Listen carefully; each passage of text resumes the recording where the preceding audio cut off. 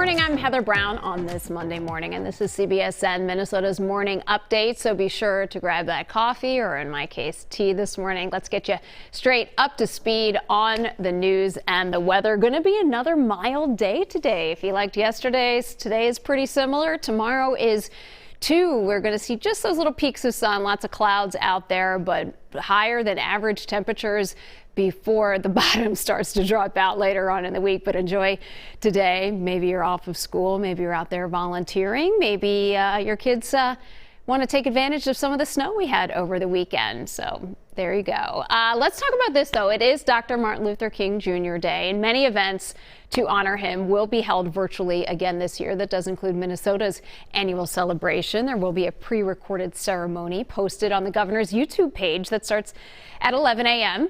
The 32nd annual MLK breakfast, also virtual this year, has a conversation with CNN legal analyst Laura Coates, also a St. Paul native there. Breakfast starts at 8:45 this morning. You can find all that information at mlkbreakfast.com. Also, the Minneapolis Park and Recreation Board will recognize local artists and leaders as part of its program. Now, for many years, this has also been known as a day of service. Lots of people out there volunteering today, lots of organizations organizing events, even in this age of virtual volunteering now. And we would love to hear from you. Where do you like to volunteer? Will you be volunteering today? How has that changed over the past year? If you haven't been doing it because of the pandemic, do you want to get back into it? Where do you want to go back to?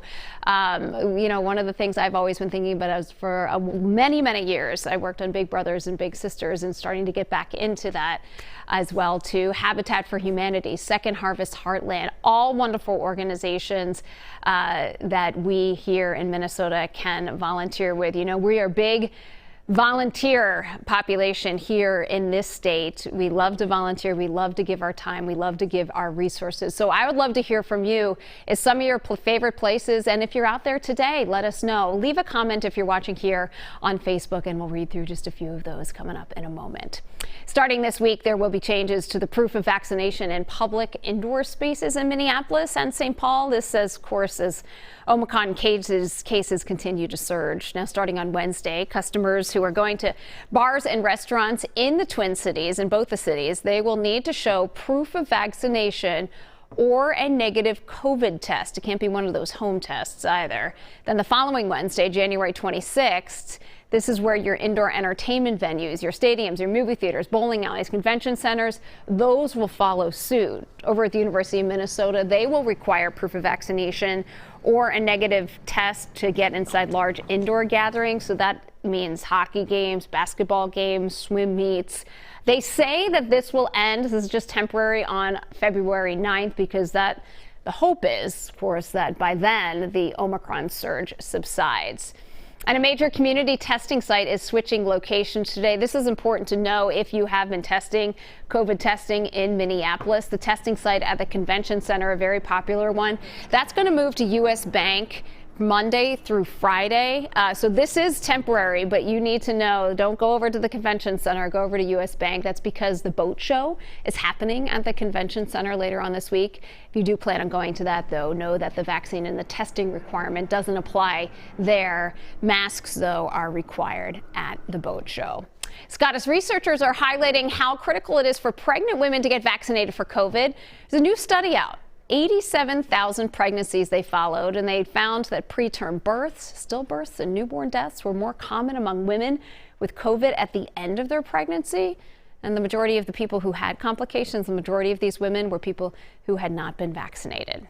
More than 5 years after his death, we finally have a dollar amount for the value of Prince's estate. The IRS, Comerica Bank, and the estate's administrator have agreed to value everything at $156.4 million. So now that this issue is settled, the artist's wealth can start being distributed next month. There was a tax trial that was set for March in St. Paul. That is now canceled because of this settlement. Now, 5 years later? Prince died in 2016. And as we all know, he did not leave behind a will. U.S. Forestry Service has released more details on measures being taken to preserve the Boundary Waters. They are reducing the number of permits that they issue each day. They're reducing it down to 248. So that's a 13% reduction. Many people going to visit the Boundary Waters during the pandemic, many more. They've seen a big increase in visitors there, and the Forestry Service is hoping that this reduction will help ease what they're calling the overall degradation of the wilderness, trying to keep that area as pristine as it can be. Speaking of pristine areas, you can check out any national park for free today. All the fees are waived, of course, because of the Dr. King holiday. There are more than 400 national parks in the U.S., including right here in the Mississippi River in Minnesota. Your Netflix bill about to go up again. Streaming giant raising the subscription price for the standard plan by $1.50. So now that's going to cost you $15.49 a month. Premium plan, that goes up $2. That one's now $20.99. The basic plan, that one didn't change. As Netflix says, in part, we are updating our prices so we continue to offer a wide variety of quality entertainment options. Well, you can celebrate Betty White today. This would have been January 17th, her 100th birthday. There's a new film. It's playing today and today only.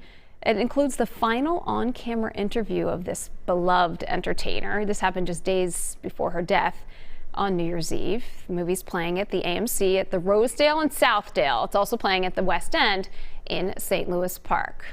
So on NFL's Wild Card Weekend, one dedicated mom was on an ultimate mission. She wanted to watch her two sons play in separate playoff games, of course, in separate cities. Donna Kels started her day in Tampa because she wanted to watch her son Jason play for the Eagles. Well, the Eagles eventually went on to lose to the Bucs, so she hopped on a plane back to the airport for a flight to Kansas City because she needed to get to the Chiefs game.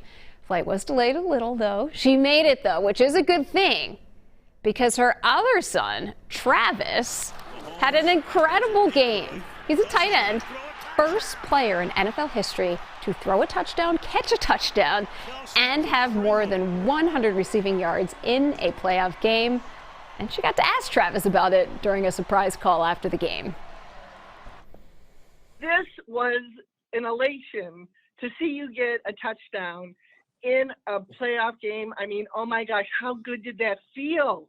How good did that feel after all these years? Oh, man, to finally throw a touchdown. Like I used to tell my mom when I was like 5 years old, I was going to eventually throw a touchdown in the National Football League. I finally got it done. It only took me 9 years. That's awesome. It was so fun. And that's what makes sports so great, because you can be depressed in the morning and elated in the evening. So there you go. Glad oh, love that mama there. Travis and his Chiefs will be playing the Buffalo Bills next weekend.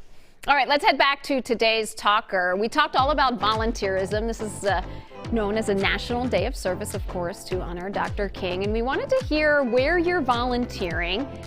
So this is from Annette. I volunteered at church watching small children so the parents can go to church without distractions. Also volunteered at food shelves as well, which is very necessary, as we've reported on over the past year and a half, all the help that's needed at the food pantries there. So Annette, thanks for sharing that with us. We have Sherry. I volunteer a lot. One of my favorites is the Raptor Center of Minnesota at the U. I travel Minnesota rescuing raptors that have been injured and bring them to the Raptor Center to be treated and hopefully released back into the wild. Oof, that's a great place to volunteer. We need more people like that. We know such of the good work that's done over at the Raptor Center. Sherry, thanks for sharing that too. Pam says, I like volunteering at Feed My Starving Children. We know that's a huge organization, probably one of the biggest volunteer organizations here in Minnesota. So many schools and companies over there to help so many people all the way around the world. Pam, thanks for your volunteering and thanks for sharing. Katrina, the Humane Society, walking dogs. Oh, I bet that's a good one. It's good for the dogs, and yep, like most all volunteering, good for my soul. Well, thanks everybody. Thanks for sharing. We really appreciate you taking the time to watch and to listen and interact with us this morning. That is your morning update from CBSN Minnesota. We are your only local streaming news source. Thanks so much for watching. We'll see you back here, same time tomorrow.